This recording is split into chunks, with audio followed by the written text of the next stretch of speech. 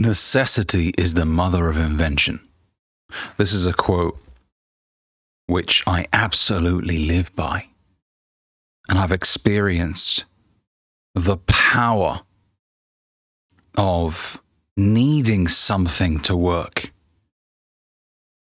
There's a certain energy reserve that isn't tapped, that isn't exploited until you're desperate. And that energy reserve can change your life if you can tap into it. Now, what do I mean when I say necessity is the mother of invention? When you have to do something, you tend to find a way. Not when you want to do something. No.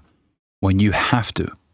If you've been given an eviction notice, unless you pay your outstanding rent, first of all, you've got to take accountability for the fact that you put yourself in this situation. But what often happens is the alarm bells now start ringing and you're like, shit, I need to come up with $1,000 within the next 14 days. Otherwise, I'm homeless. And you start being a lot more resourceful than you ever were before. When you need it to work, Tony Robbins said, what changes things for people is when the things that they want to happen have to happen. When the shoulds turn into musts. I must make this work. I don't have any other option. There is no plan B, C. No. There's only plan A. This must work. I'm burning my bridges. I'm burning my boats. This is it. There is no alternative. And how many of you can actually say that you operate this way? Most of you guys operate with one toe in, one toe out. I just want to give it a go. I want to try it out. Listen, let me tell you something. Nothing that you try out ever ends up becoming fruitful for you. You won't win because there's another guy out there who has to make this work. Otherwise, he can't feed his family. Otherwise, maybe potentially his life's in danger. Unless he moves his family to a different neighborhood, which maybe costs a lot more money to live in. Unless he makes this work, his family could be at risk of being attacked or burgled or whatever, right? This is who you're competing against. You're competing against people that are desperate for this to work out. See, desperation is seen in a negative light. We often have negative connotations. When we hear of desperation, we think someone who is desperate to do something potentially harmful to somebody else or whatever. No. Desperation is a powerful emotion to tap into. It's that energy reserve that I was referring to. This has to happen. Now, that doesn't mean cutting corners and doing things that are not moral, illegal, and unethical. No, that's not what it means. What it means is that I must find a way. I have no other alternatives.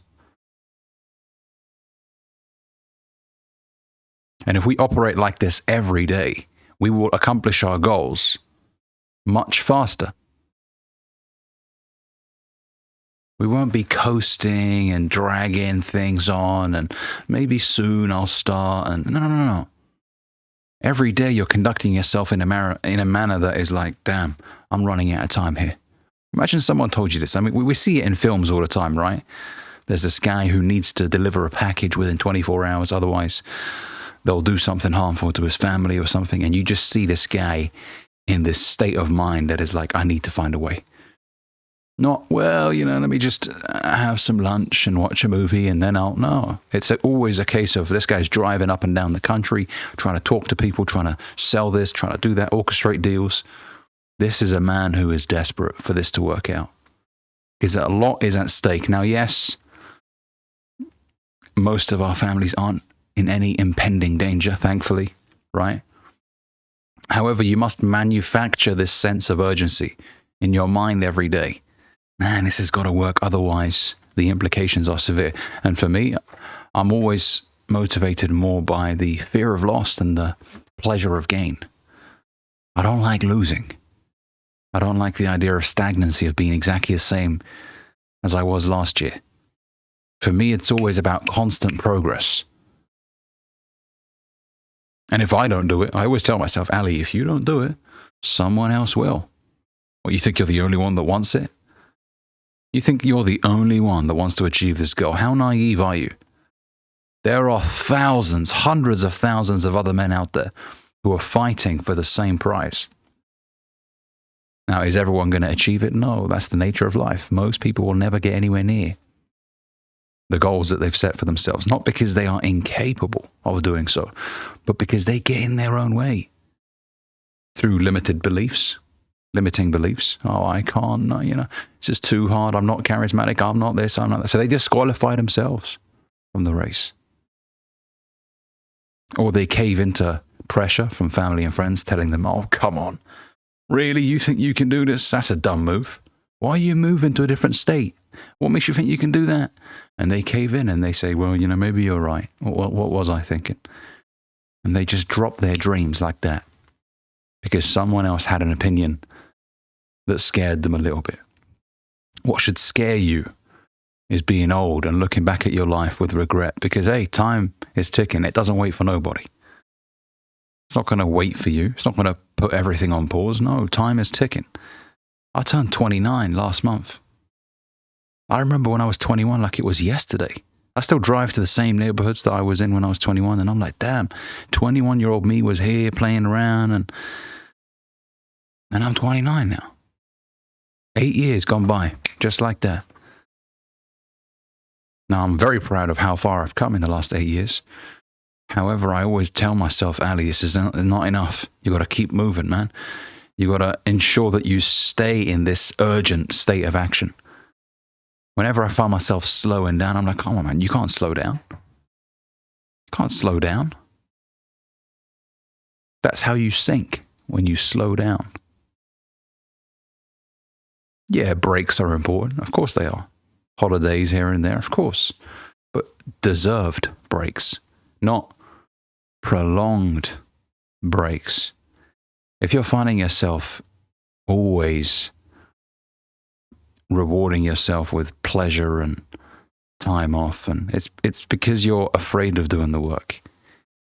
So you want to escape doing the work by just drowning yourself in dopamine and watching movies and going out and drinking, all that sort of stuff. You're trying to avoid the work. You're dodging the work. Whenever there's a chance to do the work and showcase what you could potentially achieve, you dodge it. You don't want to do that.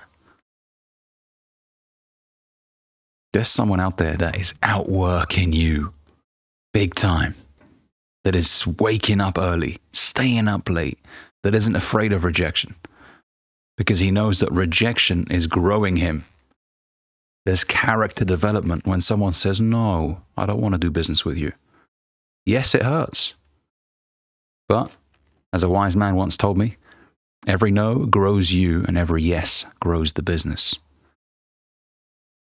And there's a great book which I recommend to every entrepreneur. It's called Go for No. It tells you to seek no's, to get more no's. If you're not getting, told, no, I don't want this on a consistent basis, you're not working hard enough. Telesales teaches you this. When someone says, no, I'm not interested. Do you carry on? Or do you sit there and wallow in your misfortune? Come on now. You got to keep going, man. You got to have that relentless nature. No, I'm not going to stop because this guy said no. It's his loss. He doesn't see the value in this. I mean, the biggest example I can think of is the founder of Ring Cameras. He went on Shark Tank and they said, nah, come on, this is not. Like you're overvaluing this and this ain't going to be big, and for that reason, I'm not going to invest. I'm out, whatever. And they all said no. He came back richer than every single one of them. Amazon purchased Ring for $1 billion. And this motherfucker walks back into the Shark Tank and sits right next to them. What a beautiful, beautiful thing to see. Did he stop? Did he say, well, maybe you guys are right? No. And these are, by the way, these are businessmen who have a lot more credibility than your family and friends, I'm assuming, right? Because let's face it, the majority of our family and friends aren't hyper successful. So the sharks on Shark Tank, who were already worth tens of millions, potentially even hundreds of millions, told this guy no. And they at least have some credibility to give advice. But you want to stop pursuing your dreams because your uncle, who's unemployed and has been driving the same car for 15 years, which is causing him problems, he told you not to pursue your dreams, and you're like, okay, uncle, come on, man. You know, what does this mean to you? What does this dream that you are picturing in your mind, what does it mean to you? What does it mean to you? Because everybody wants to be successful. Everybody wants to be. You're not special just because you want to be a millionaire. That doesn't make you any different. The majority of people do. But what does it mean to you? Are you willing to pay the price? And it's not about being a millionaire, by the way. I'm just using it as an example of financial success. Success comes in different forms, of course. Okay?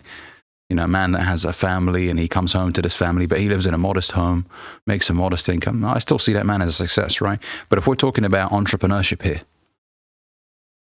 you know, because I get a lot of messages about guys saying, man, I want to pursue this, but my mum said this and this. Like, come on, man. Are you willing to drop your dreams just like that? Because look, as you get older, it does become harder to believe in your dreams because reality sets in for a lot of older folks. They look at their kids and they're like, I can't take risks now. I've got these guys to feed. When you can, by the way, you don't have to use your kids as an excuse. I'm not telling you to quit your job and just be an entrepreneur and don't feed your kids. No, of course. Have a job, feed your kids, pay for the house, do everything that you got to do.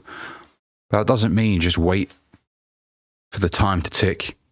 And then as you age, you're just basically waiting for death. There's a saying, most people die at 25, but are only buried at 75. I'm going to say that again. Most people die at 25, but are only buried at 75. Meaning, they quit on themselves at 25.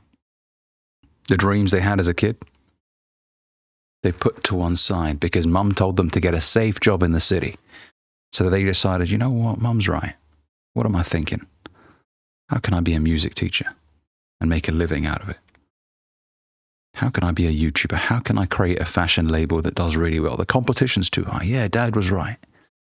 So they drop all of their dreams to pursue a practical, safe job in the city, which, let's be honest, is it really safe? In the world of AI and technology advancement, a lot of industries are being disrupted. So are you as safe as you think you are? So they stop and they live a very mundane, repetitive existence, which they complain about. I see it all over TikTok. People saying, oh man, my job, I hate my job. Is this what life is? Just working Monday to Friday, waiting for the weekend. Is this what life's all about? No, it's not. It doesn't have to be this way. That's the good news. As Jim Rohn says, you are not a tree, you can move. It doesn't have to be this way. As a human being, you can decide, you know what? Fuck all of this shit. I'm done. I'm done with this bullshit. My life is special to me. It's one life, and it won't be here for long. I've got one swing at bat. Once it's over, it's over. So I want to do it my way. I'm going to wake up every single day and pursue my dreams with everything that I've got. Because that's what's going to bring me fulfillment.